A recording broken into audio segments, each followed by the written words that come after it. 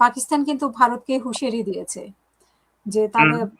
তাদের যে আগে থেকে যে সমস্যাটা ছিল সেটা নিয়ে পেহেলগামে যে পানি চুক্তি বন্ধ করে দিয়েছিল, যেটা পানি চুক্তি যেটা ছিল ভারতের সাথে ইন্ডিয়াস ওয়াটার ট্রিটি, আমি আপনাকে বলছি, ইন্ডিয়াস পেহেলগামে ওয়াটার ট্রিটি সাইন করে। হ্যাঁ, ইন্ডিয়াস ওয়াটার ট্রিটি, বাংলায় বলে সিন্ধু পানি চুক্তি। সিন্ধু পানি সেটা চুক্তি। 1960 সালে পাকিস্তানের তখন প্রেসিডেন্ট জেনারেল আইয়ুব খান, পরে ফিল্ড মার্শাল, হ্যাঁ হুম, ফিল্ড মার্শাল আইয়ুব খান এবং ভারতের প্রধানমন্ত্রী, আমি যাকে অত্যন্ত সম্মান করি, শ্রদ্ধা করি, তিনি হলেন পন্ডিত জওহরলাল নেহেরু। হুম, এই দুইজনে এই চুক্তিতে সই করেছে। এই চুক্তির মধ্যস্থতা করেছেন ওয়ার্ল্ড ব্যাংক, করেছে ওয়ার্ল্ড ব্যাংক প্রতিনিধি, বুঝতে হুম, পেরেছেন? অর্থাৎ ওয়ার্ল্ড ব্যাংকের প্রতিনিধিত্বে তৎকালীন পাকিস্তানের প্রেসিডেন্ট জেনারেল আইয়ুব এবং ভারতের প্রধানমন্ত্রী, হ্যাঁ পন্ডিত জওহরলাল নেহেরু এই চুক্তি স্বাক্ষর করেছে। এই চুক্তির মূল্য আছে।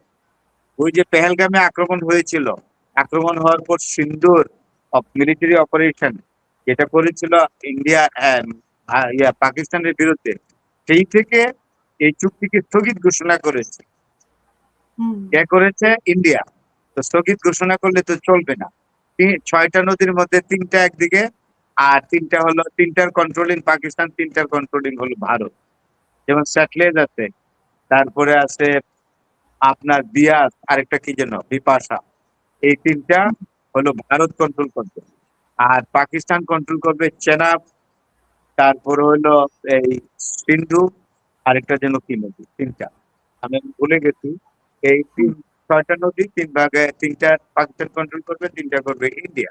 It has been agreed by that agreement which was signed in 1960 by the signature of the then Prime Minister of India Pandit Jawaharlal Nehru and the President of Pakistan Field Marshal Ayub Khan. তো এটা তো হয়েছে, এটা তো বললেই তো চুক্তি শর্ত অনুযায়ী চুক্তি বন্ধ করে দিতে পারবে না। কারণ পাকিস্তান কিন্তু নিউক্লিয়ার পাওয়ার স্টেট।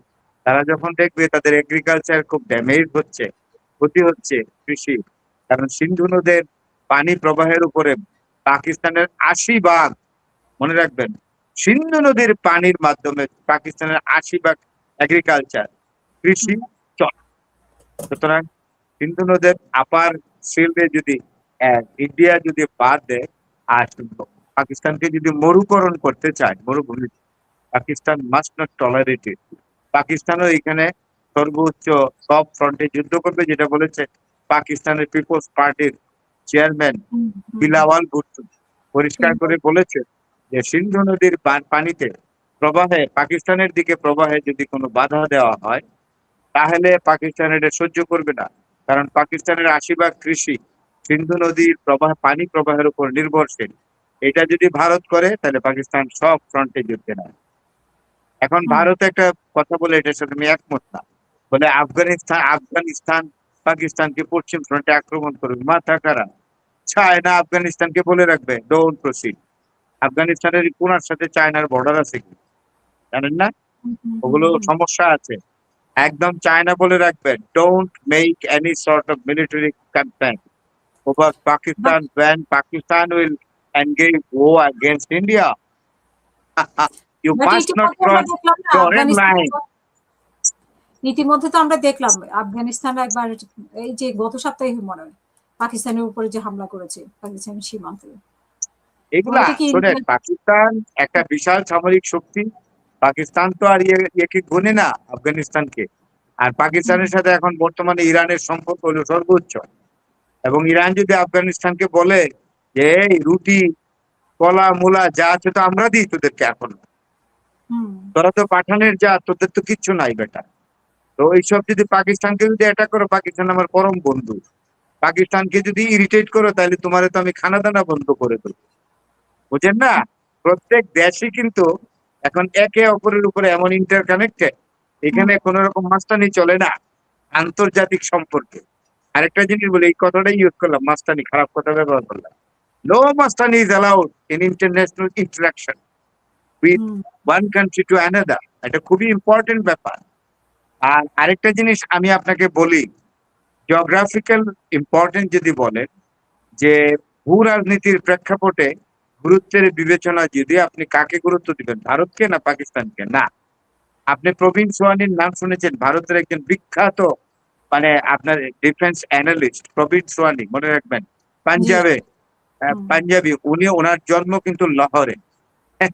ওনার হুম, বাবা 1950-তে ভারতে চলে আসছিল। ওনারা পাকিস্তানি, অরিজিনালি পাকিস্তানি হিন্দু। তো প্রবীণ সোয়ানি আর্মি ভারত ইন্ডিয়ান আর্মিতে চাকরি করেছেন, ইন্ডিয়ান মিলিটারিতে, সম্ভবত কর্নেল হয়ে রিটায়ার করছেন। ভেরি নাইস ম্যান, প্রচুর পড়ালেখা জানেন। উনি বলেছেন যে জিওগ্রাফিক্যালি, অর্থাৎ মানে ভূ রাজনীতির বিবেচনায় পাকিস্তানের গুরুত্ব ভারতের চেয়ে বেশি। কেন জানেন? কারণ পাকিস্তানের বর্ডার আছে আফগানিস্তানের সাথে, পাকিস্তানের বর্ডার আছে ইরানের সাথে, যা ভারতের নাই। কারণ আফগানিস্তান টেরিটোরিয়ালি আমেরিকার কাছে অনেক গুরুত্বপূর্ণ। এশিয়ার করিডোর, এশিয়াতে আসতে হলে আফগান টেরিটরি ব্যবহার করতে হয় আমেরিকার। তার সাথে বর্ডার আছে কার? এশিয়া আফগানিস্তানের সাথে বর্ডার আছে পাকিস্তানের। ইরান অত্যন্ত স্ট্র্যাটেজিক্যালি ইম্পর্টেন্ট দেশ, সেটার হুম, সাথে পাকিস্তানের বর্ডার আছে। সুতরাং আপনি হুম, মনে করেন জিওপলিটিক্যাল ইম্পর্টেন্স পাকিস্তানের বেশি ভারতের।